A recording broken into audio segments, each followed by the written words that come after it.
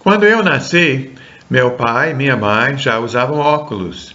Eu passei a usar óculos com apenas 7 anos de idade para corrigir a miopia.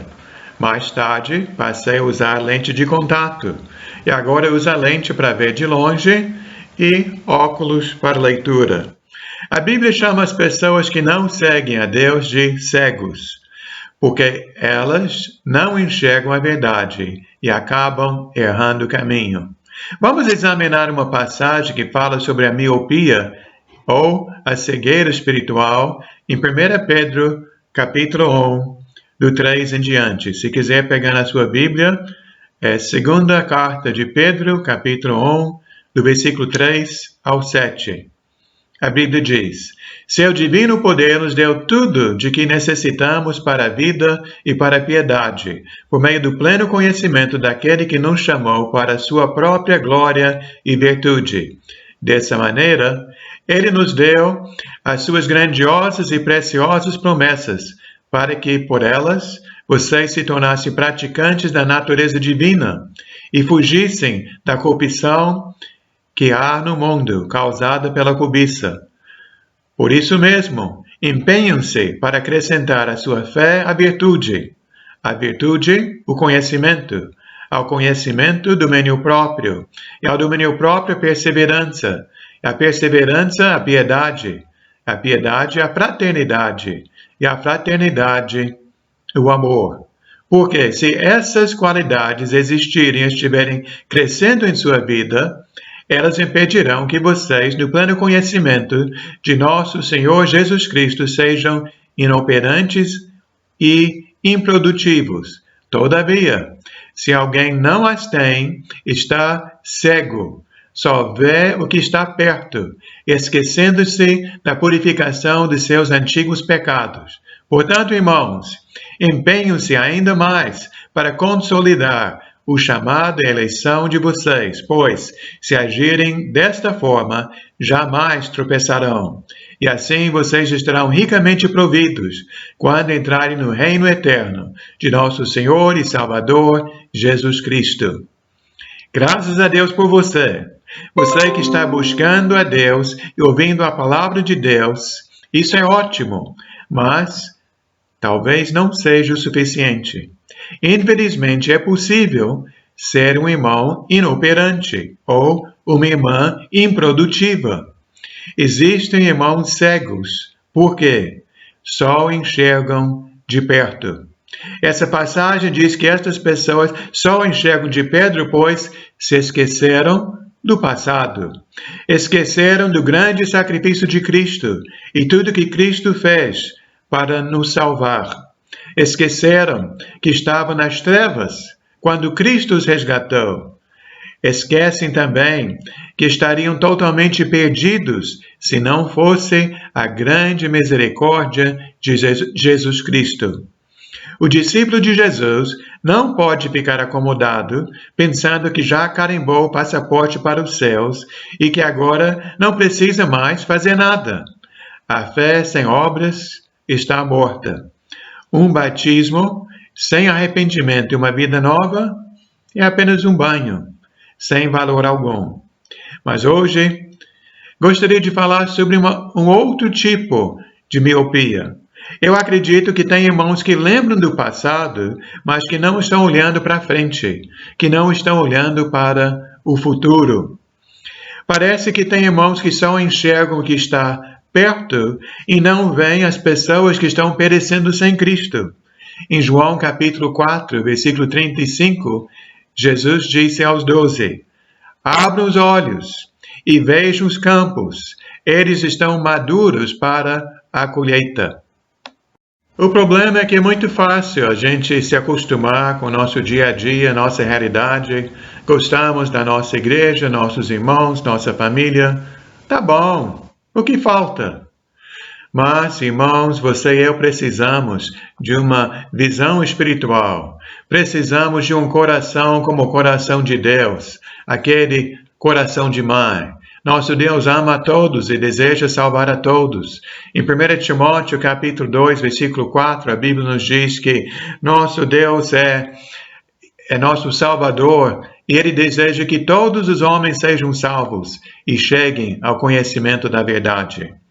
Agora eu gostaria de ler em Apocalipse, capítulo 22, o último capítulo da Bíblia, os primeiros versículos desse capítulo, Apocalipse 22, do 1 ao 7, que fala sobre esta realidade. Então o anjo me mostrou o rio da água da vida, que claro como cristal, fluía do trono de Deus e do Cordeiro, do meio da rua principal da cidade. De cada lado do rio estava a árvore da vida, que frutifica 12 vezes por ano, uma por mês. As folhas da árvore servem para a cura das nações. Já não haverá maldição nenhuma. O trono de Deus e do Cordeiro estará na cidade, e os seus servos o servirão.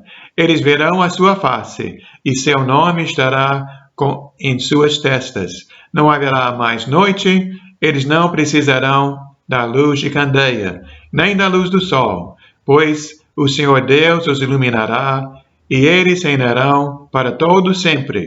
O anjo me disse: estas palavras são dignas de confiança e verdadeiras. O Senhor, o Deus dos espíritos dos profetas, enviou seu anjo para mostrar aos seus servos as coisas que em breve hão de acontecer. O livro de Apocalipse é um livro que revela o futuro. Você quer saber como será lá nos céus? Como será a vida eterna? O livro de Apocalipse nos fala. Veja uma outra cena maravilhosa em Apocalipse capítulo 7. Vou ler do versículo 9 ao versículo 17. Apocalipse 7, versículo 9. Depois disso, diz João, eu olhei e diante de mim estava uma grande multidão que ninguém podia contar, de todas as nações, tribos, povos e línguas em pé, diante do trono e do Cordeiro, com vestes brancas e segurando palmas, e clamavam em alta voz: a salvação pertence ao nosso Deus que se assenta no trono e ao Cordeiro. E todos os anjos estavam em pé ao redor do trono, dos anciãos e dos 4 seres viventes. Eles se prostraram com o rosto em terra diante do trono e adoraram a Deus, dizendo: Amém!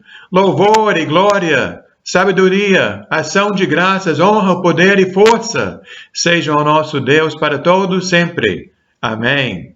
Então, um dos anciãos me perguntou: quem são estes que estão vestidos de branco e de onde vieram? Eu respondi: Senhor, tu o sabes. E ele disse: estes são os que vieram da grande tribulação e lavaram suas vestes e as alvejaram no sangue do Cordeiro. Por isso, eles estão diante do trono de Deus e o servem dia e noite em seu santuário. E aquele que está sentado no trono estenderá sobre eles o seu tabernáculo. Nunca mais terão fome, nunca mais terão sede. Não os afligirá o sol, nem qualquer calor abrasador, pois o Cordeiro que está no centro do trono será o seu pastor. Ele os guiará às fontes de água viva, e Deus enxugará de seus olhos toda lágrima. Irmão, você reparou quem vai estar nos céus com nosso Deus? Lá vai ter pessoas de todas as nações, de todo tribo. Vai ter mineiros, gaúchos e cariocas, brasileiros, argentinos e bolivianos, chineses, indianos, angolanos, italianos e australianos. Com certeza foi por esta razão que Jesus disse em Marcos, capítulo 16, vão pelo mundo todo, pregue o evangelho a todas as nações. Quem crer e for batizado será salvo, e quem não crer será condenado.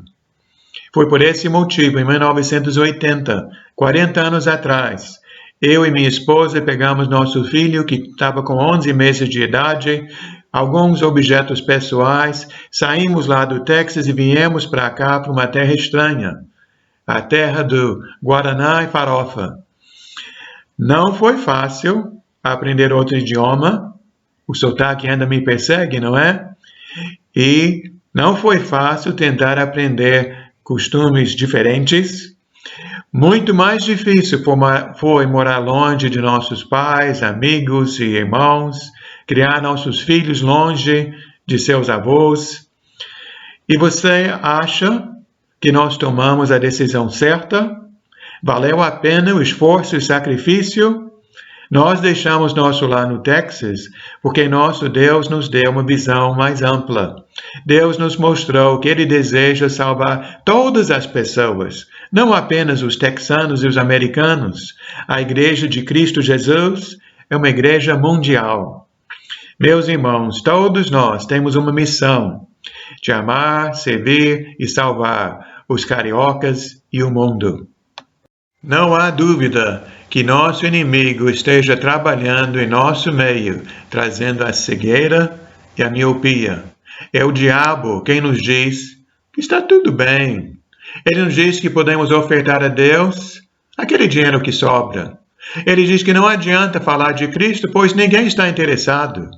Ele diz que a nossa igreja está de bom tamanho, com 150 pessoas.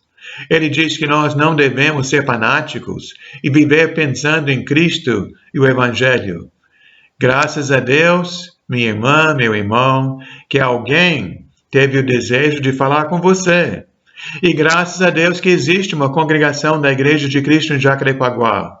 Mas eu creio que ela é muito pequena. Ela precisa crescer muito, muito mais.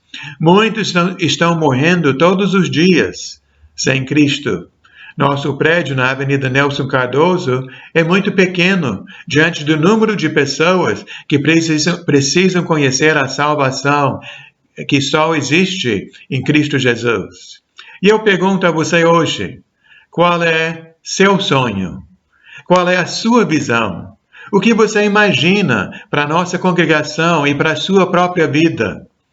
Amigos e irmãos, eu sei o que eu quero. Eu quero estar lá, naquele grande dia.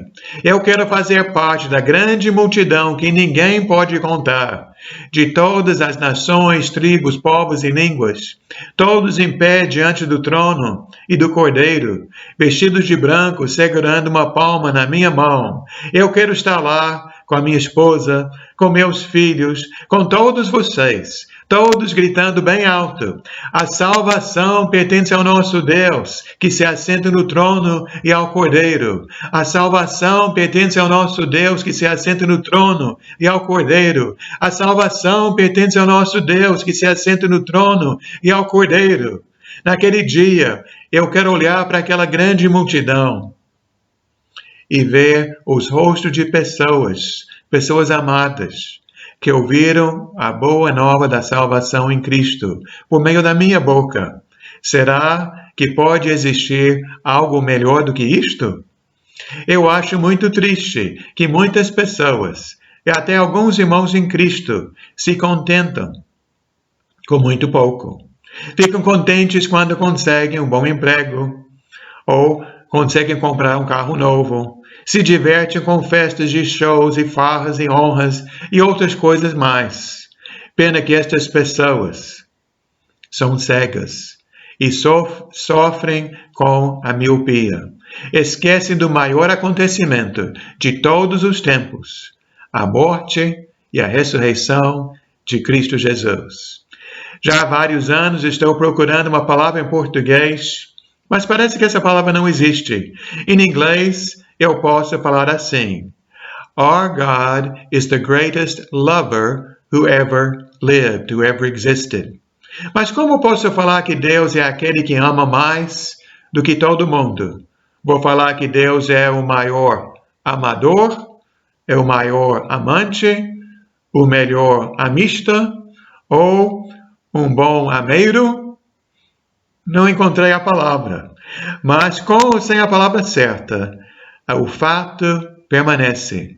Deus ama todos. Deus ama todas as pessoas neste mundo. Nosso Pai ama todos os seus filhos em todos os lugares e Ele deseja uma casa cheia. A visão de Deus é uma visão muito ampla. Nosso Deus não deseja deixar ninguém de fora. Abra seus olhos, querido irmão. Não seja cega, querida irmã. Os campos estão maduros para a colheita. Vamos trabalhar para ver mais rostos lá na glória.